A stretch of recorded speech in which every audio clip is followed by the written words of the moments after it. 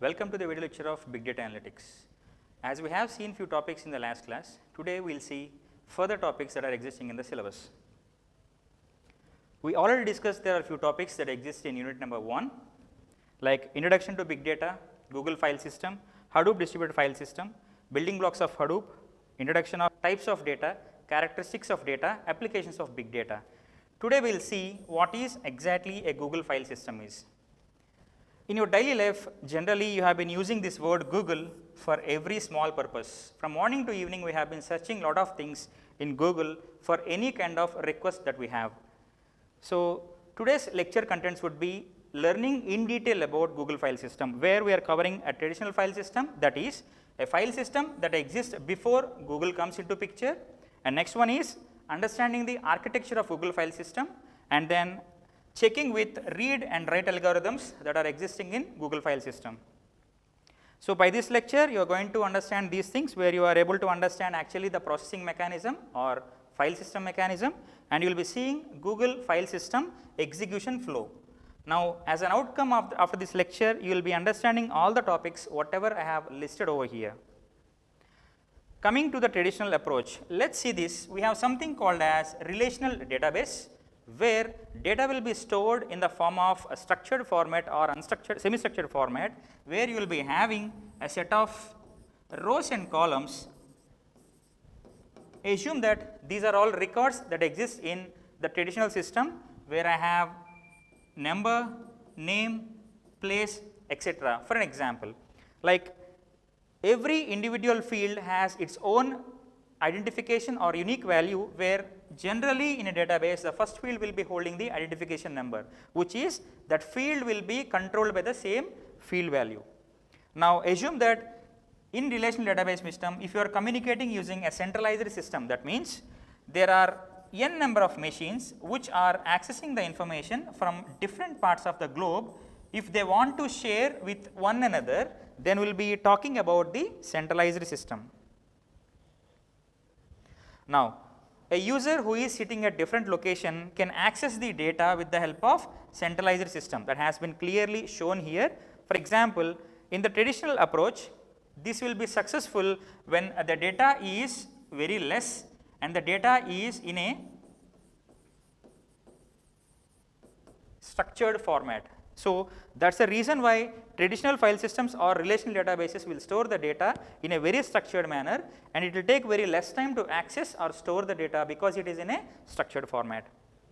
Now let's go to actual topic of our today's lecture, that is Google File System. In Google File System, we have n number of servers or CPUs which are connected together. We call it as cluster. So actually the word cluster means a combination, or together we can place more number of machines, and here Google File System is using its own data store with the help of commodity hardware. So they have used a word called as commodity hardware. The main meaning of the commodity hardware is a hardware that is available for very less price. So all these elements or CPUs or processors you are seeing, they are falling into a structure called as commodity hardware, and then which is centralized server, where all these commodity hardwares are connected to the server, where you are going to store or you are going to be controlled with the centralized server, where user has a request, that request will be processed by the centralized server in connection to these commodity hardwares. So remember that this commodity hardware will store the data, actual data store that exists over here. Now this is a general understanding for Unix Google File System. Now we will see actual structure or architecture of the Google File System. This is the first version of Google File System that has been released in the year 2010. So the name is Colossus, that has been came into existence for the first time. Now coming to what are all the goals before we create, or they have created the Google File System, or the design patterns they have. So goals would be, first one, performance of the data or the structure, where n number of clusters are being connected from different locations and they have to process the data parallelly. Why the word came into picture parallel, we will see in the next slide. Now scalability, where you have ease of adding and removing from the data into the system, we call it as something called as a scalability, and third one is reliability. Now the word reliability is a major concern for every search engine, because when you are searching the data, you should get the appropriate data what you have searched for. So, that is taken care by a term called as reliability. Now, coming to the design patterns, APIs. For designing anything, you need a help of someone called as application program interface. So, let us talk about a Google file system, which is a store where create, delete, open and close, read and write, general kind of APIs are available with this kind of Google file system also. Apart from that, it is having something new called as replication. Now, the word replication came into picture. We will see what exactly a replication is. Assume that I have a data store that is available with clusters, as we have spoken about commodity hardware. Suppose for example, if I say this is replication 1 and this is replication 2.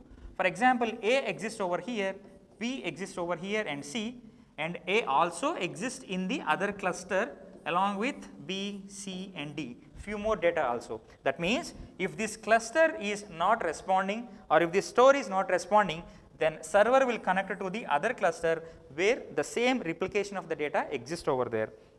So, now coming to the next one, the actual architecture of Google file system. Before I start here, let us understand the important modules of Google file system, which are application, Google file client, GFS master, chunk server and Linux file system.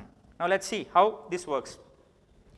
From application, generally a user will communicate with the server. User will not have any kind of direct control to the server, so it will communicate with someone called as GFS client. So, GFS client will communicate with the master for the request of the user, where it needs a file name and the chunk index, and then GFS master will communicate with the chunk servers, because all the stores that exist under the chunk servers only. Now, instructions will be given back to the server when there is an availability of the data inside the chunk system. Now, this chunk server will reply to the master when the data is available, and the reply goes back to the client stating that a particular chunk locations are available and you can handle the locations. Then client will have a control over a particular chunk and then start working with the data. So, let us see the architecture once again. I am going back again with all the information, where you can see application will communicate with the client, and client will process the same or sends the same communication to the master along with the request with the name of file name as well as the chunk index. Then master will communicate with the chunk servers and then get the information from the chunk servers back and passes the same back to the client along with the locations. Then client will start accessing the location and performs the data operation. Here, a line which is being displayed in a thick margin will be treated as a data transfer, and these are all control instructions. So, this is a store where all the data will be stored, and you can get the information messages over there, right. So, as of now we have discussed what is a traditional file system, what is a use of a traditional file system, and what is the drawback of it, because Google file system came and it takes over the control over the traditional file system, because yesterday class we have seen lot of data will be generated with different formats. It is not only falling into a structured manner, it will also fall under unstructured as well as semi-structured manner. So, GFS will handle such kind of data. So, that is the reason why traditional file system got failed to process such huge data, where GFS came into the existence. So, we have seen the architecture of GFS, where we have a client, we have a server, we have chunk servers and the data stores. Now, coming to the operations that we can perform on the Google file system, let us understand it in its easiest way, where how to perform a read operation as well as a write operation when using the Google file system. Now, I have taken few examples to explain it in the easiest way. Now, let us see this. Assume that these three are the major modules of our Google file system, where application will always raise a request to the client, and this client will go for the master. As we have seen in the architecture, master will communicate with the chunk servers and will get an approval from the chunk servers. Now, how master will know that a particular chunk server is available? Master, when it is in active mode, every chunk server will send heartbeat signals to the master, which means they are active. If any chunk server fails to send a heartbeat signal to the master, then master understands that that particular chunk server is inactive. So, whenever it needs some data to be identified, then it will check that that particular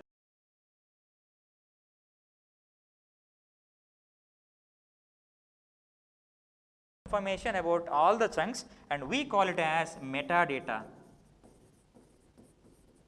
So, each and every master will hold something called as a metadata, the data about all the chunk servers. When the chunk server is available, then that master will allocate the client request to the specific chunk server.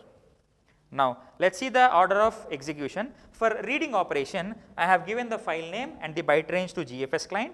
Then GFS client will forward the same to the master for the requesting chunk index. Now, chunk handle and the replica locations will be sent back to the client. So, now the client is a person who is performing the operations. Now, client will go to the respective chunk server based on the range and then get the data from the respective file and sends back the same file to the application.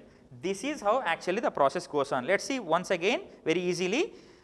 Application will request the client, client will send the data to the master, master will send the replication information or chunk information to the client, and then client will check for the respective chunk server, and that chunk server will give the data to the client and sends back to the application. Here I forgot to tell you a small information where when I am using a word called as a chunk, just remember that in GFS data will be stored in the form of chunks. Each and every chunk will be of a size 64 MB.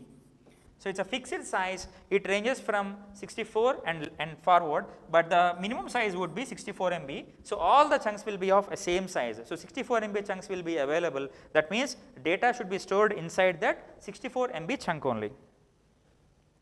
Now, let us see the algorithm in the follow steps. As I told you, application starts the actual processing, then it will reaches to GFS client, and that client will send the information to the master, and master responds to the client by giving the locations, and then client picks up the location and access the data and will get the data back to the application. This is the execution flow of Google file system read algorithm. Now, let us see write algorithm for the Google file system. As we know that these are all the three major modules that will exist, where we have application, GFS client and the master, where the same process will be going on here, but coming to the read operation, generally replication is a place where we have to write the data, but master, what it will do is it will allow the client to write the data into the primary chunk server, where primary chunk server will take care of copying the data, replication of the data into the secondary chunk servers. So, let us see how it works. Application will request for the write operation to the GFS client.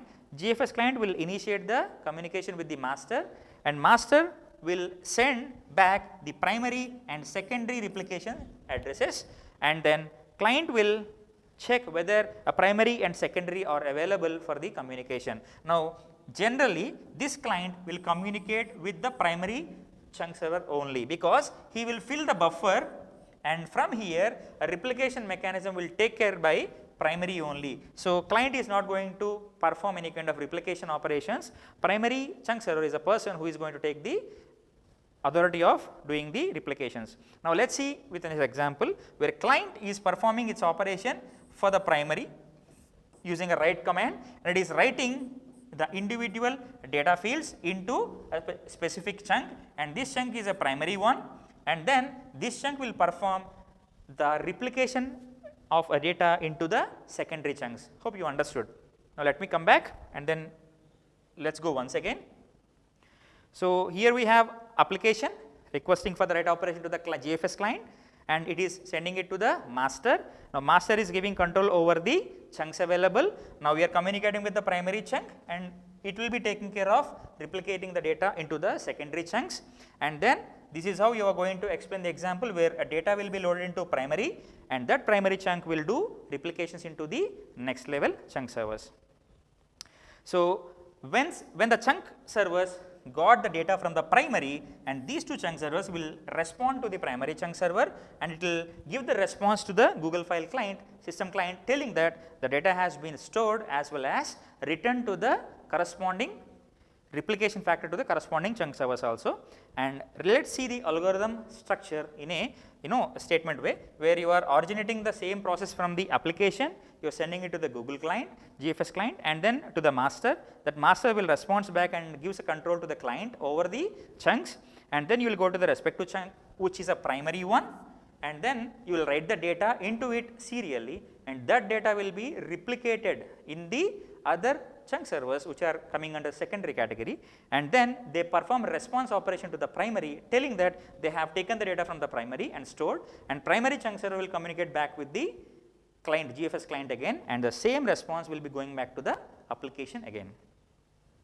So, let us see the summary part what we have learned today. So, we have seen a traditional approach. I have been telling you a traditional approach is something where it is storing the data, but in a structured format, as well as for the large data it cannot work out, because we have not only data in the form of large size, but also of different formats.